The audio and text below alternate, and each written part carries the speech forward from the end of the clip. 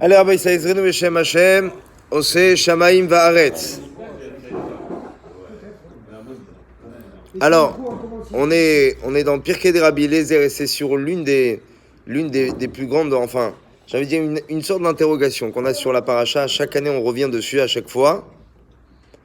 Lorsque, à la fin de la paracha, rappelez-vous, une fois que les Shvatim sont nés, lorsque les 12 tribus sont venues au monde, enfin, à part Binyamin d'ailleurs, puisque Binyamin va naître en chemin, mais dit-on que lorsque les Imaot, les matriarches, qui étaient Rachel et Léa, ont eu tous leurs enfants, notamment Yosef, ça va donner, on va dire, comment dit-on en français déjà, le moment ultime pour Rachel de comprendre qu'à ce moment-là, il va falloir, eh bien, partir.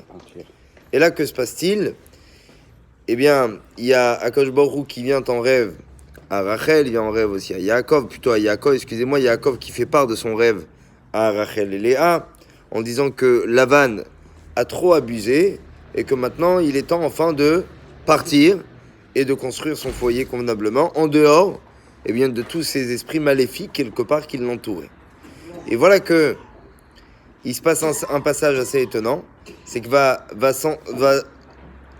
s'en suivre une sorte de poursuite entre Lavan, qui sent que ses filles, quelque part, l'ont lâché avec ses petits-enfants, et Yaakov, de l'autre côté, qui lui tente au contraire à fuir.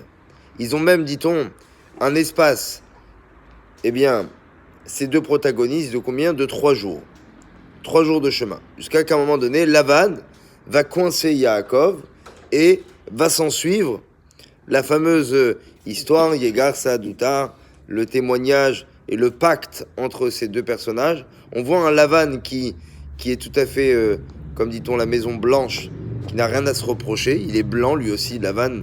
D'apparence extérieure, c'est quelqu'un de très poli, qui pense à ses enfants, qui veut absolument embrasser ses filles et ses petits-enfants avant de partir, en disant à Yaakov, mais qu'est-ce que tu fais? Alors qu'en fait, il n'avait que d'un présage de vouloir au contraire, encore une fois, abuser de Yaakov, du travail que Yaakov pouvait le lui fournir, et ainsi de suite. C'est pourquoi la Torah nous dit que ça s'est passé de façon très discrète. D'accord? Ça a été une sorte de poursuite qu'il fallait absolument, on va dire, rester le plus discret possible à l'égard de Lavan. Sinon, il aurait trouvé encore un moyen supplémentaire pour les retenir. Et là, dans cette course-poursuite un petit peu, le Midrash raconte qu'a-t-elle fait Rachel? Rachel, lorsqu'elle s'en va avec les chameaux, qu'est-ce qu'elle fait? Elle cache en dessous elle cache les téraphim, les fameux, les pénates. C'est comme des sortes de statuettes.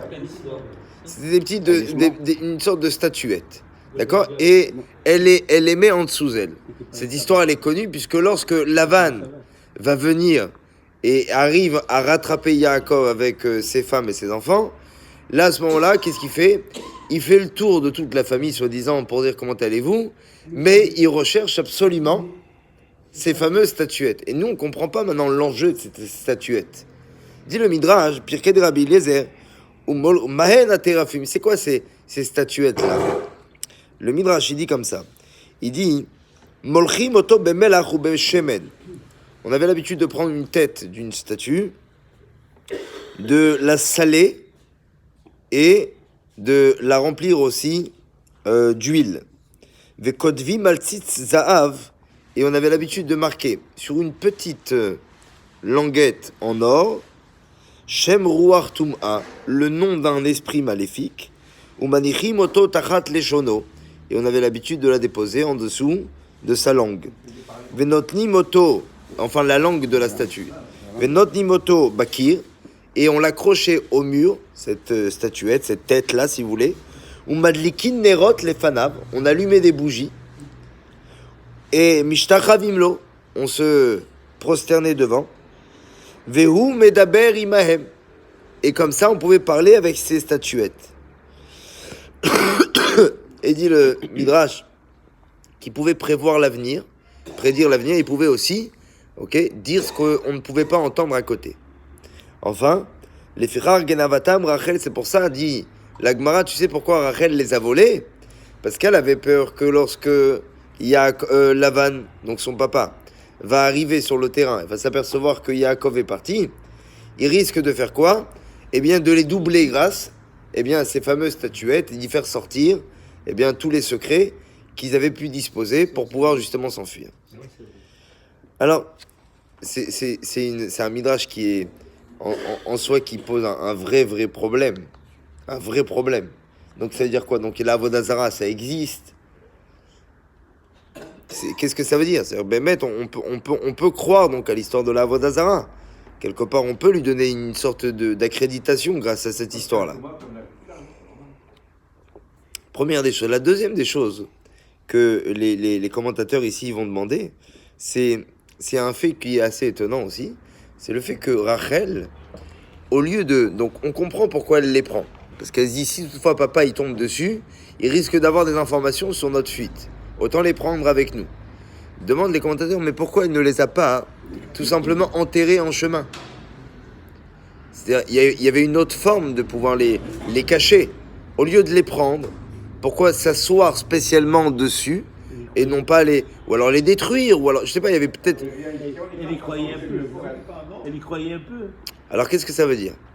Alors, écoute bien. Maintenant, on est obligé de comprendre qu'il y a une sorte de force de Toum'a qui effectivement marche. Mais qu'est-ce que ça veut dire en fait? Nous, on va essayer de dépasser... Il faut essayer de dépasser le pur discours de la Avodazara et ce que ça peut représenter, parce qu'il y a beaucoup de choses à dire effectivement dessus. Puisque la Torah, elle en parle, et surtout que Rachel a craint que son père allait tomber dessus. Donc ça marche. Mais comment ça marche, ces trucs-là? Comment Akadosh Baruch Hu fait que la Avodazara puisse marcher? Ça n'aurait pas dû marcher.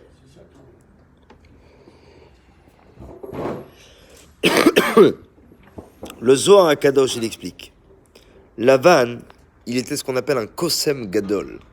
Kosem, c'est-à-dire une sorte de magicien fabuleux. Il savait exactement sortir les informations de ces petites statuettes-là, même lorsqu'il ne les voyait pas directement. Ça marchait avec lui en une sorte de Bluetooth.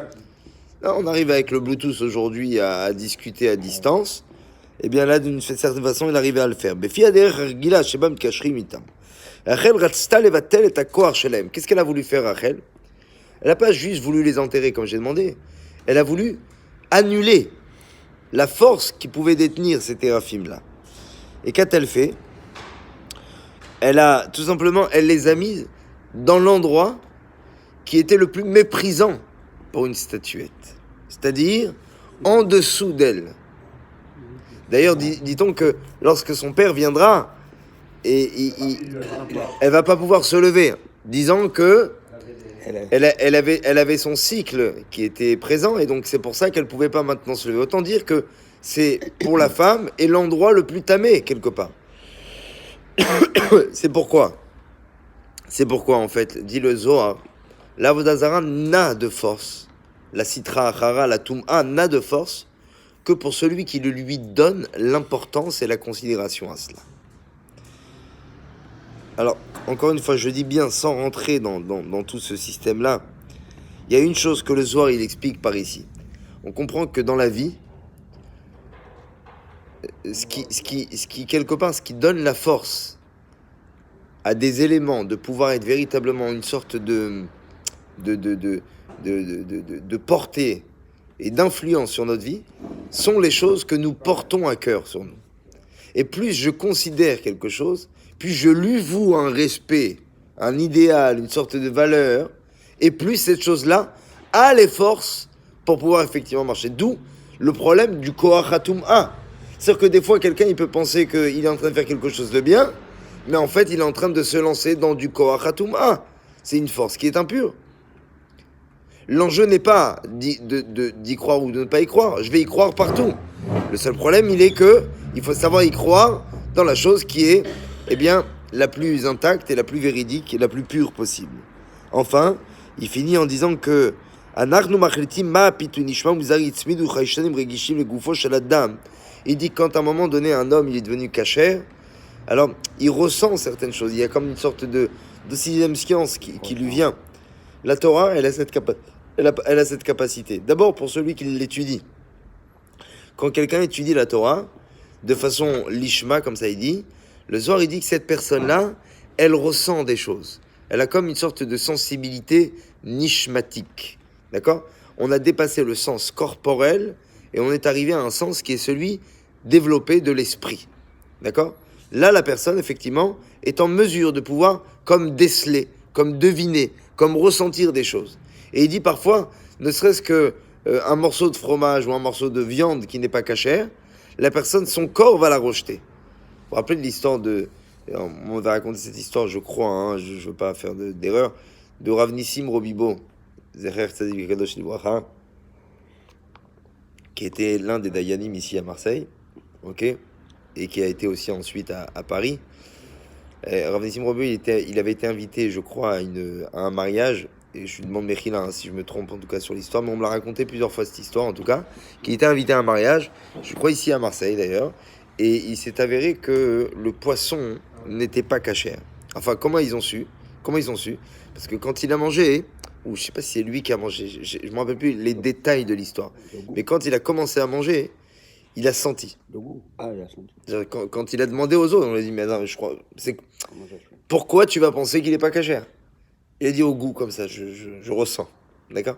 C'est-à-dire qu'il y a un moment donné, la personne, elle est tellement théora, elle a tellement une sorte de pureté, qu'elle est incapable.